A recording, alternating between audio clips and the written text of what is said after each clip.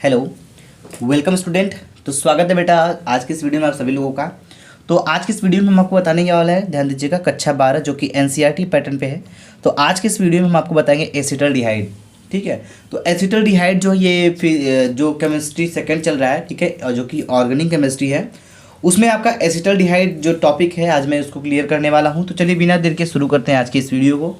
तो ध्यान दीजिएगा, सबसे पहले इसमें जो हम बताएंगे वेरी वेरी इंपॉर्टेंट टॉपिक है 2023 के लिए बेटा।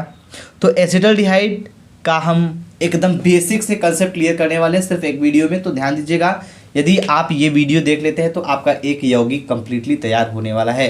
ठीक है, तो चलिए हम शुरू करते हैं। तो सबसे पहले इसका आएगा अणुसूत्र। ठीक है, तो अणुसूत्र का मतलब ये होता है कि इसको कैसे पहचानेंगे, इसकी पहचान क्या होती है। ठीक है, तो एसिटल्डिहाइड को हम लिखते क्या है, कैसे दिखाते हैं, ये आपको जानना बहुत ही ज़रूरी है। तो चलो बेटा, एसिटल्डिहाइड का जो फॉर्मूला होता है, जो सूत्र होता है, वो होता है क्या, CH3CHO। CH3CHO ये होता है आपका क्या, अणु सूत्र होता है। अब बात करते हैं अणुभार की। तो चलिए हम आपको अणुभार निकाल के दिखाते हैं कैसे निकलेगा। ध्यान दीजिएगा, ये कार्बन है तो कार्बन 12 होता है, गुणे कितना हो जाएगा, प्लस हो जाएगा। हाइड्रोजन कितना है, हाइड्रोजन 1 होता है तो इसका 3 है तो 3 हो जाएगा, प्लस फिर कार्बन 12, फिर प्लस हाइड्रोजन 1 हो जाएगा, फिर प्लस ऑक्सीजन 16 हो जाएगा। जोड़ दीजिए, इसको सॉल्व करेंगे तो 12 है तो 12 ये हो जाएगा 12 प्लस 3 एक कम 3 हो गया, प्लस 12 एक 13 हो जाएगा, प्लस 16। इस टोटल को जोड़ेंगे तो हमको मिलेगा कितना, 44 मिलेगा। ठीक है, तो इसका अणुभार कितना आ जाएगा, 44 आ जाएगा। अगला स्टेप हमारा है बनाने की विधि। तो चलिए बेटा, बनाने की विधि क्या होती है, आइए हम इसको समझ लेते हैं। तो यहाँ बोला जा रहा है बनाने की विधि में प्रयोगशाला विधि, मेथड ऑफ प्रिपरेशन में पहला पॉइंट जो है बहुत इंपॉर्टेंट है, जो कि इसको आप लोग को समझना चाहिए। तो ये जो इम्पोर्टेंट टॉपिक है, इसमें बताया जा रहा है प्रयोगशाला में बनाने की विधि। कौन सा विधि, प्रयोगशाला विधि, जिसको हम इंग्लिश में बोलते हैं लैबोरेटरी मेथड। ठीक है, तो चलिए लाइब्रेरी में हम लोग कैसे बनाते हैं फॉर्मल्डिहाइड को, आइए मैं आप एसिटल्डिहाइड को आइए हम आपको बताते हैं और ध्यान समझा देते हैं। ठीक है, तो सबसे पहले आपको करना क्या होगा, एक चीज़ ध्यान दीजिएगा। सबसे पहले आपको जो एसिटल्डिहाइड बनाना है, ठीक है, तो एसिटल्डिहाइड को बनाने के लिए एक स्टेप आपको बहुत ध्यान समझना चाहिए, जो कि पहले हम लेंगे एथिल एल्कोहल। तो एथिल एल्कोहल का K2Cr2O7 तथा तनु H2SO4 द्वारा ऑक्सीकरण करा करके प्रयोगशाला में एसिटल्डिहाइड बनाया जाता है। मैंने क्या बोला, एक बार आप फॉर्मेट को नोट कर सकते चाहें तो, एथिल एल्कोहल का K2Cr2O7 तथा तनु H2SO4 द्वारा ऑक्सीकरण कराकर प्रयोगशाला में एसिटल्डिहाइड बनाया जाता है। तो आइए हम आपको बना के दिखाते हैं। तो सबसे पहले मैंने क्या बोला था मैंने एथिल एल्कोहल। तो एथिल एल्कोहल का सूत्र क्या होता है, CH3CH2OH। ये हो गया बेटा आपका एथिल एल्कोहल। नाम लिखना चाहे तो लिख सकते हैं आप लोग,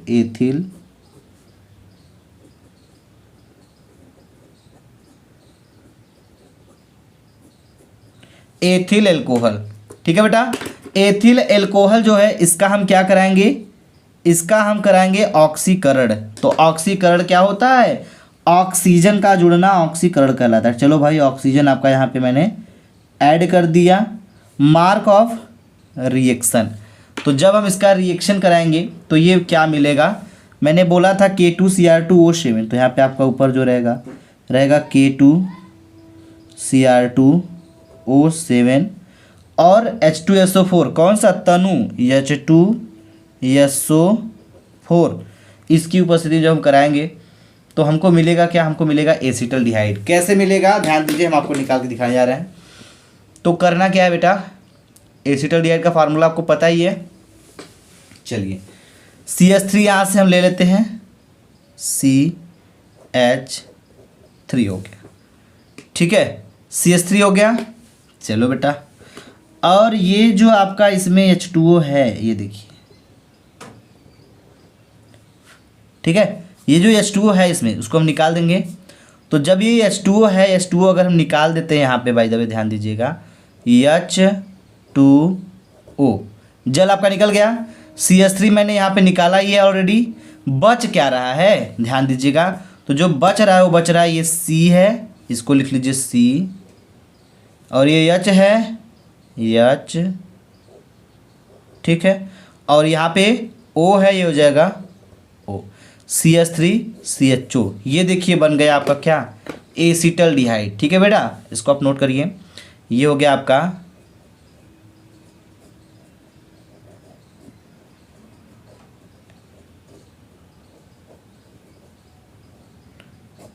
एसिटल्डिहाइड। ठीक है, तो एसिटल्डिहाइड को आप लोग इस तरह से बना सकते हैं। अगर कोई डाउट हो तो आप पूछ सकते हैं। ठीक है बेटा, तो उम्मीद करेंगे कि आपको यहाँ पे कोई डाउट नहीं हो रहा होगा और ना ही कोई कन्फ्यूज़न हो रहा होगा।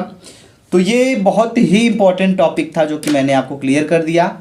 एसिटल्डिहाइड के बेसिक कॉन्सेप्ट को मैंने क्लियर किया, अणुसूत्र को बता दिया, अणुभार को बता दिया, साथ ही साथ बनाने की जो विधि में सबसे खास और सबसे इंपॉर्टेंट होता है प्रयोगशाला विधि, ये भी मैंने आपको बता ही दिया। ठीक है बेटा, अब इसके बाद हम थोड़ा सा इसके फिजिकल प्रॉपर्टी और उसके यूजेस जो होते हैं वो बात कर लेते हैं, क्योंकि केमिकल प्रॉपर्टीज इसमें कुछ खास नहीं है। तो चलिए, जो खास होगा उसको मैं रिवीजन कराते वक्त उसको कंप्लीट कर लूँगा। तो ध्यान दीजिएगा, तो चलिए फिजिकल प्रॉपर्टी को भी हम लोग क्लियर कर लेते हैं। तो फिजिकल प्रॉपर्टी जो होता है, सबसे पहले आप लिख सकते हैं इसका जो क्वथनांक होता है, पहला पॉइंट, ठीक है, इसका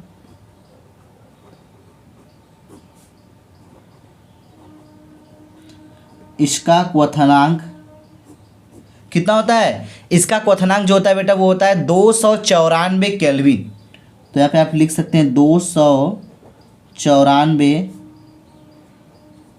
केल्विन होता है। ठीक है बेटा, तो ये पहला इसका जो होता है फिजिकल प्रॉपर्टी। ठीक है, यह जल, एथेनॉल तथा ईथर में घुलनशील होता है। ठीक है, क्या होता है, यह जल तथा एथेनॉल, ध्यान दीजिएगा यहाँ पे हम लिख देते हैं। दूसरा जो पॉइंट है, यह जल, ठीक है,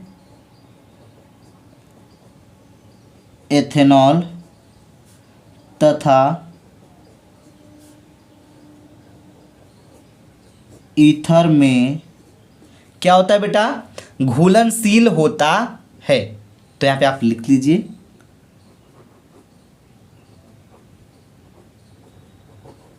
घुलनशील